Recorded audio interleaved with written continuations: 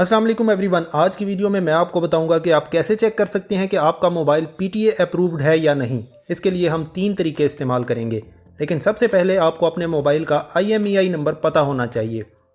IMEI number check करने के लिए आप अपने मोबाइल से *##06# डायल करेंगे तो आपका IMEI नंबर शो हो जाएगा। या फिर आप अपने मोबाइल की सेटिंग्स में जाइए और फिर अबाउट फ़ोन में जाइए, यहाँ भी आपको IMEI नंबर मिल जाएगा। IMEI नंबर मोबाइल के बॉक्स पर भी मेंशन होता है। अब मोबाइल को PTA से वेरीफाई करने के 3 तरीके हैं। पहला तरीका ये है कि आप PTA की वेबसाइट में जाइए और यहाँ अपना IMEI नंबर दर्ज कीजिए। इससे पता चल जाएगा कि आपका मोबाइल टैक्स पेड है या नहीं।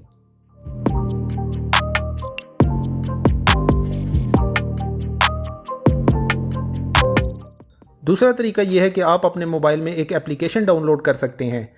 प्ले स्टोर में जाइए और सर्च करें DVS, डिवाइस वेरिफिकेशन सिस्टम को अपने मोबाइल में इंस्टॉल कर लें और फिर इसे ओपन करें। ये ऐप भी बिल्कुल वेबसाइट की तरह काम करती है।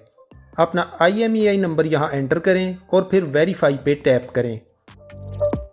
इससे पता चल जाएगा कि आपका मोबाइल PTA अप्रूव्ड है या नहीं।